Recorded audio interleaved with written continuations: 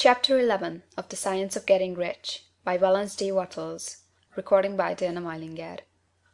Chapter 11 Acting in a Certain Way. Thought is the creative power, or the impelling force which causes the creative power to act. Thinking in a certain way will bring riches to you, but you must not rely upon thought alone, paying no attention to personal action. That is the rock upon which many otherwise scientific metaphysical thinkers meet shipwreck, the failure to connect thought with personal action. We have not yet reached the stage of development, even supposing such a stage to be possible, in which man can create directly from formless substance without nature's processes or the work of human hands. Man must not only think, but his personal action must supplement his thought. By thought, you can cause the gold in the hearts of the mountains to be impelled toward you, but it will not mine itself, refine itself, coin itself into double eagles, and come rolling along the roads seeking its way into your pocket. Under the impelling power of the Supreme Spirit, man's affairs will be so ordered that some one will be led to mine the gold for you. Other men's business transactions will be so directed that the gold will be brought toward you, and you must so arrange your own business affairs that you may be able to receive it when it comes to you. Your thought makes all things, animate and inanimate, work to bring you what you want, but your personal activity must be such that you can rightly receive what you want when it reaches you. You are not to take it as charity, nor to steal it. You must give every man more in use value than he gives you in cash value.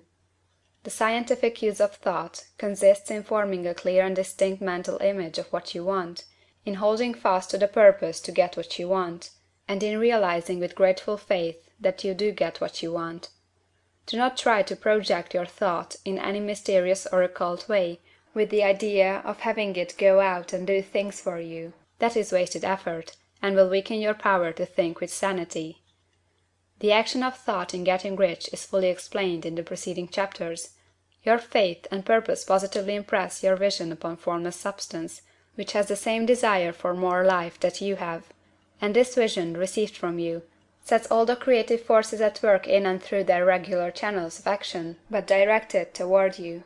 It is not your part to guide or supervise the creative process. All you have to do with that is to retain your vision, stick to your purpose, and maintain your faith and gratitude. But you must act in a certain way, so that you can appropriate what is yours when it comes to you, so that you can meet the things you have in your picture, and put them in their proper places as they arrive. You can really see the truth of this. When things reach you, they will be in the hands of other men, who will ask an equivalent for them. And you can only get what is yours by giving the other man what is his. Your pocketbook is not going to be transformed into a Fortunatus purse, which shall be always full of money without effort on your part. This is a crucial point in the science of getting rich. Right here, when thought and personal action must be combined, there are very many people who, consciously or unconsciously, set the creative forces in action by the strength and persistence of their desires, but who remain poor because they do not provide for the reception of the thing they want when it comes. By thought, the thing you want is brought to you; by action you receive it. Whatever your action is to be, it is evident that you must act now. You cannot act in the past, and it is essential to the clearness of your mental vision that you dismiss the past from your mind. You cannot act in the future, for the future is not here yet. And you cannot tell how you will want to act in any future contingency until that contingency has arrived. Because you are not in the right business or the right environment now, do not think that you must postpone action until you get into the right business or environment. And do not spend time in the present taking thought as to the best course in possible future emergencies. Have faith in your ability to meet any emergency when it arrives. If you act in the present with your mind on the future, your present action will be with a divided mind and will not be effective. Put your whole mind into present action. Do not give your creative impulse to original substance, and then sit down and wait for results. If you do, you will never get them. Act now. There is never any time but now, and there never will be any time but now. If you are ever to begin to make ready for the reception of what you want, you must begin now. And your action, whatever it is, must most likely be in your present business or employment, and must be upon the persons and things in your present environment. You cannot act where you are not, you cannot act where you have been, and you cannot act where you are going to be. You can act only where you are. Do not bother as to whether yesterday's work was well done or ill done. Do today's work well. Do not try to do tomorrow's work now. There will be plenty of time to do that when you get to it. Do not try, by occult or mystical means, to act on people or things that are out of your reach. Do not wait for a change of environment before you act. Get a change of environment by action.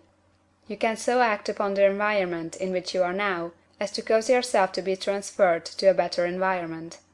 Hold with faith and purpose the vision of yourself in the better environment, but act upon your present environment with all your heart, and with all your strength, and with all your mind. Do not spend any time in day dreaming or castle building. Hold to the one vision of what you want, and act now. Do not cast about seeking some new thing to do, or some strange, unusual, or remarkable action to perform as a first step toward getting rich. It is probable that your actions, at least for some time to come, will be those you have been performing for some time past. But you are to begin now to perform these actions in a certain way, which will surely make you rich. If you are engaged in some business, and feel that it is not the right one for you, do not wait until you get into the right business before you begin to act. Do not feel discouraged, or sit down and lament because you are misplaced.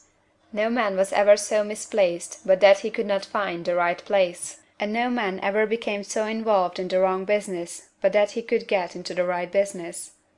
Hold the vision of yourself in the right business, with the purpose to get into it, and the faith that you will get into it, and are getting into it. But act in your present business. Use your present business as the means of getting a better one, and use your present environment as the means of getting into a better one. Your vision of the right business, if held with faith and purpose, will cause the Supreme to move the right business toward you, and your action, if performed in the certain way, will cause you to move toward the business. If you are an employee, or wage earner, and feel that you must change places in order to get what you want, do not project your thought into space and rely upon it to get you another job. It will probably fail to do so. Hold the vision of yourself in the job you want, while you act with faith and purpose on the job you have, and you will certainly get the job you want. Your vision and faith will set the creative force in motion to bring it toward you, and your action will cause the forces in your own environment to move you toward the place you want. In closing this chapter, we will add another statement to our syllabus. There is a thinking stuff from which all things are made, and which, in its original state, permeates, penetrates, and fills the interspaces of the universe. A thought, in this substance, produces the thing that is imaged by the thought. Man can form things in his thought, and, by impressing his thought upon formless substance, can cause the thing he thinks about to be created. In order to do this, man must pass from the competitive to the creative mind. He must form a clear mental picture of the thing he wants, and hold this picture in his thoughts, with the fixed purpose to get what he wants, and the unwavering faith that he does get what he wants, closing his mind to all that may tend to shake his purpose, dim his vision, or quench his faith. That he may receive what he wants when it comes, man must act now upon the people and things in his present environment. End of chapter 11.